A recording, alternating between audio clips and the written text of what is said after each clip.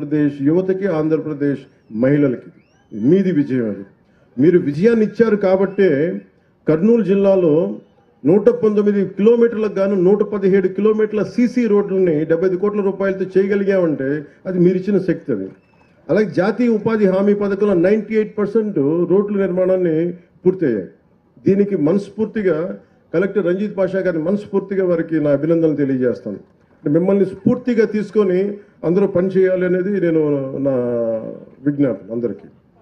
ఇవన్నీ కూడా మన పల్లిపొండ కార్యక్రమంలో గ్రామ పంచాయతీలు మీరు చూడండి, ఫస్ట్ టైం గ్రామ పంచాయతీలకు ఇప్పుడు దాకా 100-300 లెస్ దెన్ చాలా తక్కువ డబ్బులు ఇచ్చేవాడు.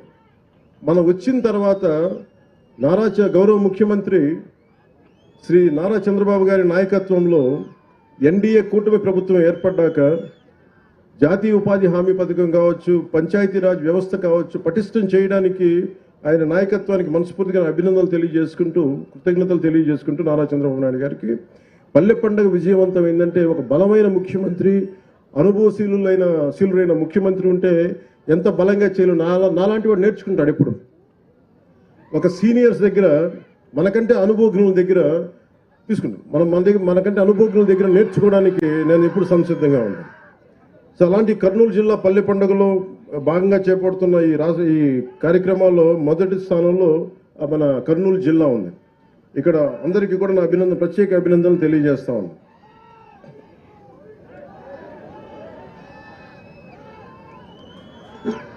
మీరు మారరే, నేను పల్లె పండగ, పంచాయతీరాజ్, సీసీ రోడ్లు, దేశం బాగుండాలంటే మీరు ఓజీ సరే కానివ్వండి, నేను ఏం చేస్తాను. మీ శక్తి ముందు శబరి గారికి కూడా చెప్తున్నా, బైరెడ్డి శబరి గారికి కూడా, నాకు కూడా వీళ్ళ శక్తి ముందు నా శక్తి కూడా సరిపోదమ్మా. వీళ్ళు గొడవ పెట్టుకున్నా నేను కూడా ఆగలేను. అందుకని వీళ్ళకి నమస్కారాలు తెలియజేయడం తప్ప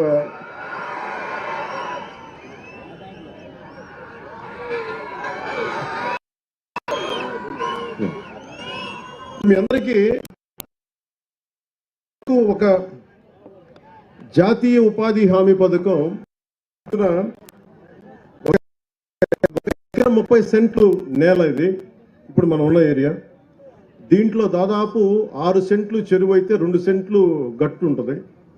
సో దీనికి మొన్న గౌరవ శాసనసభ్యులు చాలాసార్లు మీకు ఎవరైనా సరే గత ప్రభుత్వంలో జాతీయ ఉపాధి హామీ పథకం ఎంత గొప్పది అనేది ఎవరు మీకు తెలియజేయలేదు, ఎవరు లబ్ధి పొందుతారో తెలియదు. ఈరోజు నేను మీకు పరిచయం చేయదలుచుకున్నా.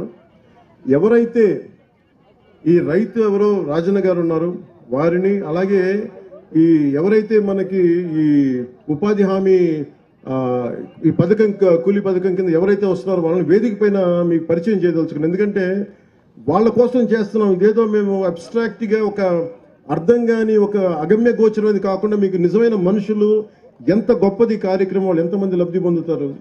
రాజన్ గారు మీరు అక్కడ ఉన్నాను, అందరు నమ్మని చెప్పండి.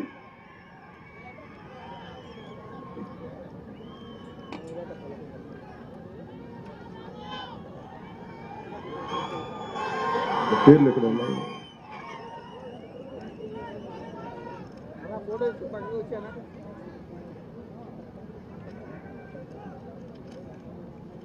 వేదిక పైకంటే వీరు సుర రాజన్న గారు. ఈ భూ విస్తీర్ణం ఎకరం 30 సెంట్లు, పుడిచెట్ల గ్రామానికి సంబంధించి. అలాగే జాతీయ ఉపాధి హామీ పథకం వేతనదారులు శివశంకర్ గారు, లక్ష్మి గారు, రేణుక గారు, విజయుడు, చిన్నమ్మ, రేణుకమ్మ, నాగలక్ష్మమ్మ, అబ్దుల్ రహీం, లక్ష్మీ మేరీ, సుర శివశంకర్ వారి అబ్బాయి. అంటే వీరందరినీ ఎందుకు మీకు పరిచయం చేస్తున్నానంటే, ఈ జాతీయ ఉపాధి హామీ పథకం ఉపాధి లేక నలిగిపోతుంటే మాకు ఉపాధి కావాలి అంటే జాతీయ ఉపాధి హామీ పథకం పనిచేస్తుంది. ఇప్పుడు దాకా మీకు ఎంతమంది వివరించారో నాకు తెలియదు, కానీ నేను మీకు వివరిస్తున్నాను. ఎవరైనా సరే నాకు ఉపాధి లేదు, బతుకు ఆధారం లేదు అని కలెక్టర్ గారికి కానీ చెప్పుకుంటే మనకి కనీసం బతకడానికి వచ్చే డబ్బు ఈ ఉపాధి హామీ పథకం ద్వారా వస్తుంది. ఇది ఎవరైనా కావచ్చు. దీనికి ఒకటే క్రైటీరియా, దీనికి కష్టపడి పనిచేయాలి.